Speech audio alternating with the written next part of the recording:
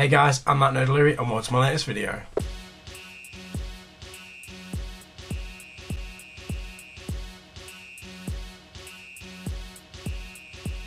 Will this rogue gallery of villains turn makeshift heroes save the day for DC, or does this film deserve to be locked away in Arkham? So I'm finally bringing you my Suicide Squad review. I've been wanting to do this basically since the film was announced, because I was just so hyped to watch it, and when I watched it all I wanted to do is talk about it more. Like, it blew me away.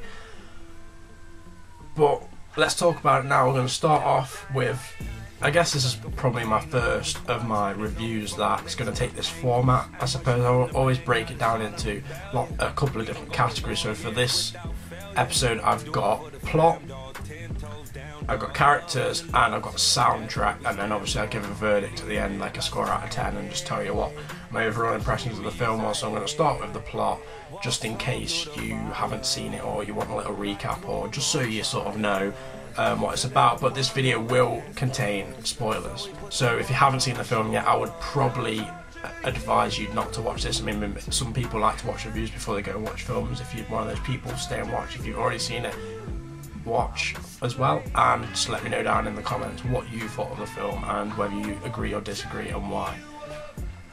So after the destruction caused by Superman in Man of Steel and Batman vs Superman, Amanda Waller, who works for the government, recognises the need to control metahumans, so humans with not supernatural but superpowered abilities. You know, they're like similar to what we've seen with Superman, but she thinks that Superman was kind of friendly. Yeah, he did cause a lot of destruction, but he did sort of help people as well. But she says that the next person that will come down, the next alien, might not be as friendly. So she enlists the help of Colonel Rick Flagg to recruit a group of super criminals from a really isolated prison where only the worst of the worst go. I mean, I was sort of hoping that they sort of say it was Blackgate, but then I kind of like the fact that they've got a complete isolated facility for these crazy, evil, mental people. Which is cool. Yeah, I mean, they could have also took them out of Arkham. That would have been pretty cool as well. But yeah, so they go and look for them. I'll speak about the actual characters later on in the video, but as for the plot, it all kicks off when the archaeologist June Moon, who is possessed by an ancient spirit, she loses control of the spirit fully takes over, and essentially starts building a weapon of mass destruction, and the Suicide Squad are sent in to stop the Enchantress and to stop the weapon. So that's sort of the overall plot, which you've probably heard about even before you even watched the movie. But now onto the characters themselves. So I'm going to start off with the first character. It's got to be the Joker, played by Jared Leto, and yeah, I thought it was a pretty good Joker. I mean, I was sort of have mixed feelings, I still do, about him. I'm not 100% sure whether I like him as the Joker. He had some really good moments in the film, such as when he he gets Harley to jump into the vat of acid and then he jumps down and saves her, or the bit when he's driving and Batman shows up, and then the Joker and Harley's chemistry in that scene was just amazing. And also a personal highlight of mine is when Harley is still a doctor working at Arkham and she goes to help the Joker, and she starts sort of like developing Stockholm Syndrome, like severe Stockholm Syndrome, as we know she does, and it was just great. Like, they nailed that perfectly. I'm not quite sure about the Joker's laugh yet. It's good, it's different, but I'm not too sure about it. But basically, I need to see more of him before I can make a judgment. Like, at the moment, I like him. I'm not 100% sure. But hopefully with the Batman solo movies, or, you know, they might make a Joker and Harley movie like that, I think they're rumoured to do, or maybe just a Joker movie. Just anything. I just want to see more of him, and then I'll make an accurate judgment. I think to be able to see him, I think we all want to see him kill Jason Todd. I think that's how we will know whether he's a good Joker or not, because if he can pull that off, he becomes the best one. I mean, I actually love Heath Ledger. I think Heath Ledger's probably my favourite on-screen Joker, but then Mark Hamill's my favourite overall Joker. But I want to see more of Jared, and I want to see what he can offer. So the next character we have is Harley Quinn, and she definitely stole the show. She was definitely the most accurate comparison towards the comics. Like, she was literally the comic version, more of a New 52 version, yeah, but we did get to see her in the classic outfit, which if she'd worn for like the majority of the movie, she would have looked ridiculous. So I'm glad that they switched up the costume a little bit there, but it was nice to see them pay tribute to it in like a little flashback thing, where you saw the famous picture of Harley and the Joker sort of dancing, I guess, some sort of ballroom dancing, and you saw when she pulled it out of the crate when everyone's getting the gear on, and she's like, "Ooh," and then she's like, "Nah, this one's better," and then pulls up the next outfit and then puts that on. And I'm glad she did that. It was a nice touch, and her personality was just nailed on. Margot Robbie, who was already one of my favourite actresses anyway, and just favourite people that exist.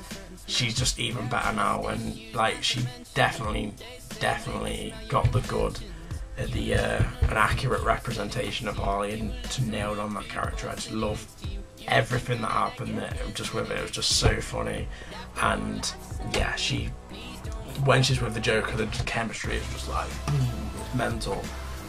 But yeah, I'm really glad that they did actually a good job on her on a screen debut. Like, a lot of Batman villains that have had screen debuts have basically been ruined. You know, Mr. Freeze, Poison Ivy, the Riddler wasn't that great. The original Two-Face, you know, it was awful, really. Even the latest Catwoman, I wasn't the greatest fan of. But yeah, they did a really good job of her. And then I'm going to talk about the other characters, probably not in as much detail, because the two I just mentioned are probably the main ones. Rick Flagg, who is the colonel who's sort of in charge of the Suicide Squad. He's in love with June Moon, who's obviously possessed by the Enchantress, so he wants to save her and stop the Enchantress side of her and sort of fix that, and he wants the mission to go well. He's obviously working for Waller, so he's a bit shady at the same time. Speaking of the Enchantress, I thought she was a great villain. It was just like a different side to a villain. It was sort of a villain that, it's sort of an alter ego. It's sort of Jekyll and Hyde complex sort of thing going on, which is always good for a movie, not for real life. But yeah, I think she was a really great villain, and just sort of she was meant to be sort of a Central American god, essentially, that was worshipped by humans like centuries ago. And I thought that was just the look of that, and just the feel of it just felt like it matched. Now on to Will Smith as Deadshot. I thought he did a really good job. I thought he wasn't gonna, because, you know, sometimes you think just because it's Will Smith it's going to be an amazing movie, but that's not always the case. But he absolutely nailed Deadshot, and I love that. Just, he captured exactly what Deadshot is. He's a killer for hire.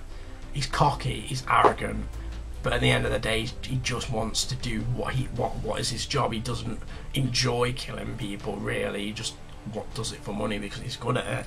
And it was a nice sort of added touch that he had a daughter in this, and he sort of fell out with his wife, with the daughter's mum, obviously.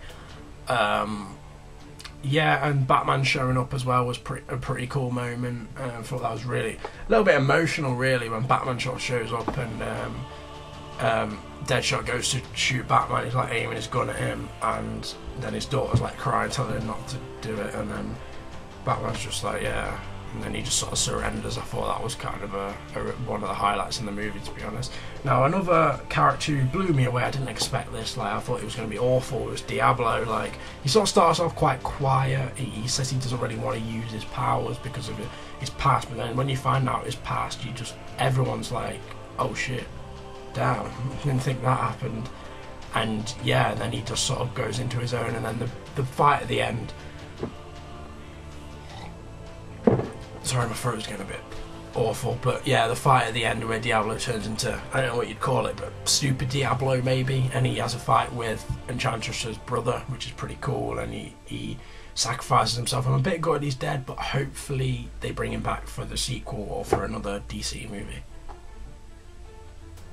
And we had Killer Croc, who we didn't see that much of, but I did like the iteration of him. I thought that it was a lot more humanised than a lot of the Killer Crocs we've seen, which I kind of like, because traditionally in the comics he's not human, but he was sort of born and he has like a birth defect where he looks like kind of like a crocodile, and then he sort of got made worse because he sort of got treated like a monster, so he sort of became a monster. And yeah, thought he did pretty good there. Captain Boomerang, we didn't see much of him, but it was pretty funny, especially the cameo with the Flash, when the Flash comes in and stops him, and I thought that was pretty cool. The way that they did that, he was a pretty cool character.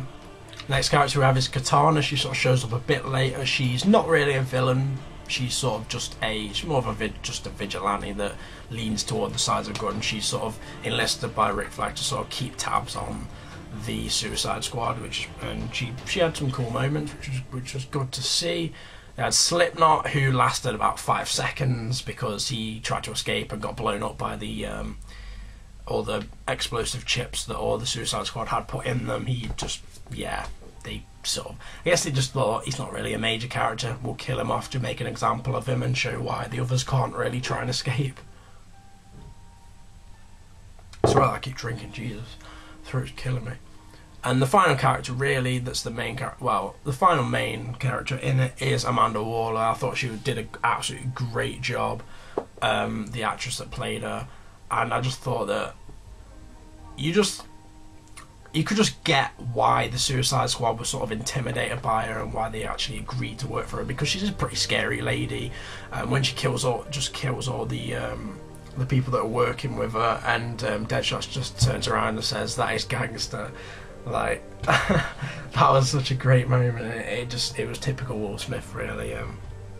But yeah, I just thought she was a really good character, and I'd like to see a lot more of her. And she has a bit of a banterous, I don't really know what you'd call it, but vibe about her, I guess. She's cold and harsh and just cares about getting things done, but she's got a bit of, like, a slight bit of banter somehow. But yeah, I thought it was a pretty good character, and overall I really enjoyed all the characters in the film. I don't think anyone disappointed me.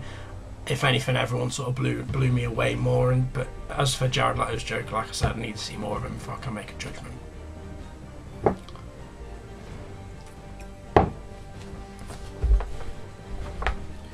So now on to the next category, which is the soundtrack, and I liked a lot of the songs that were in. It kind of had a Guardians of the Galaxy feel to it, the way that they put the songs in that sort of match the scenes that are going on, rather than just having sort of a score. Like, they had like an orchestral score in there, obviously, like every film does, but then they had actual like songs in there as well, you know, the likes of, they had Eminem Without Me for the part when everyone's sort of getting their gear on, and I thought that really suited the characters and just what they were doing. You had Fortunate Son in the, I believe it was the helicopter scene, but I'm not 100% sure, it's been a couple of days since I've seen it, but yeah, and the You Don't Own Me, which got played on one of the scenes that focused on Harley, which was pretty cool, and I thought it just really matched the character, because that's like what she sort of does. She doesn't let anyone tell her what to do, really, apart from the Joker, but it doesn't always work that way. She sort of sometimes goes off and does her own thing, because she